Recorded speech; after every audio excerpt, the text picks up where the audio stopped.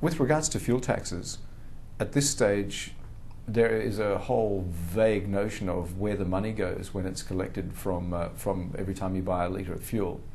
What are you proposing as far as revenue review is concerned? Well, I haven't contradicted the idea of the fuel excise.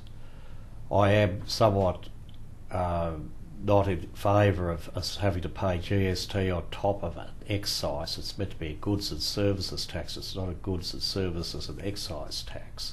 But we pay 38.5 cents fuel excise, and then at the cash register we're paying another 10% of that as GST on the excise. So I think that element of the tax should be abolished. You've suggested you want to see better transparency in the fuel tax issue. What areas? Well, at the moment, I believe only 10 cents per litre is being spent on roads. Now, this is appalling. If you were to earmark the amount of fuel excise that gets expended on the M1 or in the Ipswich corridor, and if you were to take that money on a regular basis to a separate account to pay for those specific upgrades in those busy corridors, we'd have no further problem. Those monies should be readily available all the time in growth corridors. Isn't it a simplistic view, though, to suggest that fuel taxes would only be spent on roads?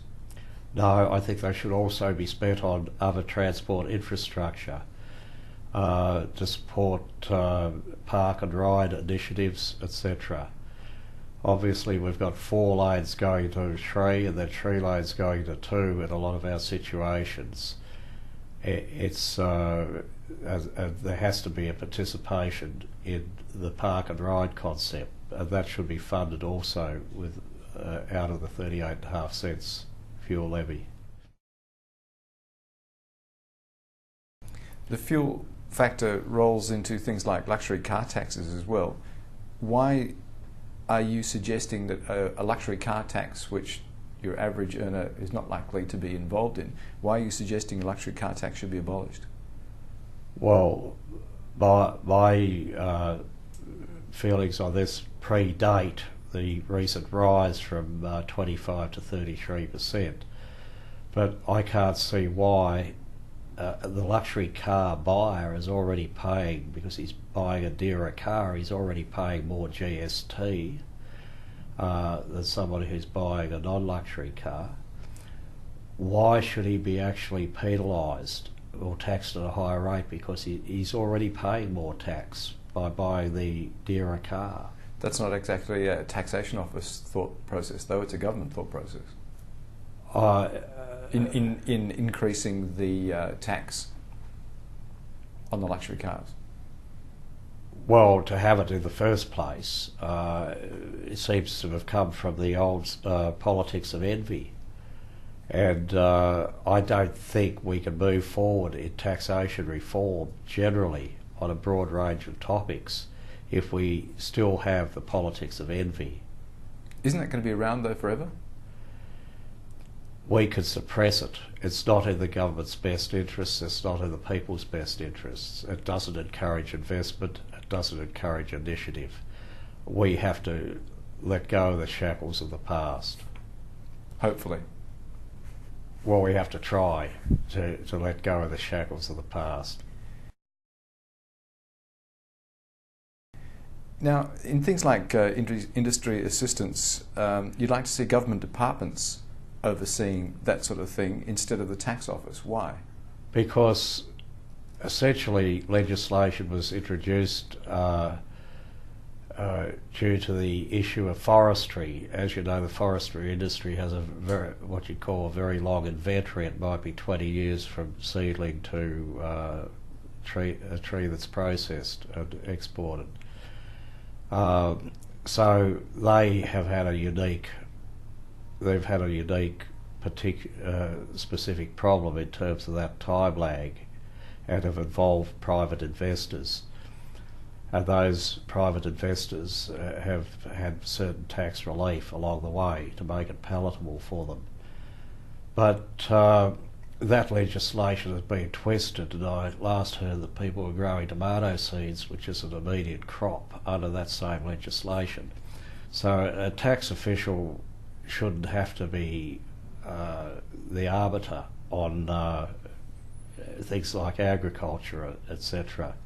And I don't think they really want to be. So I think the decision as to whether something goes forward with government assistance should be the decision of the Department of Trade or the Department of Forestry or the Department of Agriculture, etc., etc. Don't you think that makes for some murky combinations? No, because things are delineated into their specific department, and the actual benefit to the society as a whole is therefore separately measured. How do your plans for federal government reform correlate to tax changes in the future? Well, going forward, there's a saving if we don't duplicate our state and federal departments. Naturally, our defence and foreign affairs departments are a Commonwealth duty, and there'll only be one Commonwealth Defence and Foreign Affairs Department. However, we have a state health department, we have state health departments, we have Commonwealth health departments, we have education, primary industries, etc., all duplicated. The departments often don't liaise very well.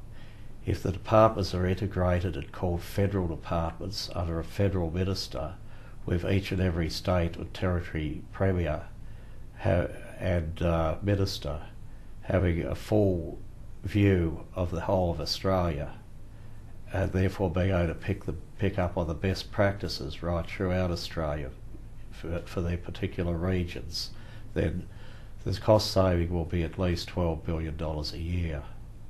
How are you going to sell that to state ministers who may want to protect their patch, and federal ministers who want to protect their patch, and public servants who want to protect their patch? Well, those public servants in the current Commonwealth departments would become state public servants, and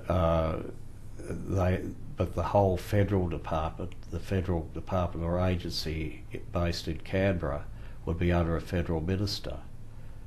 And the savings? Savings will be $1 billion a month. What would be the cost of change, though?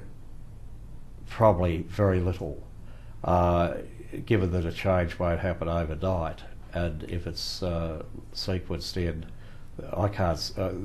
Every time a change occurs, there'll be dollars saved, so the cost of changing will be negative. How would you see those changes invoked?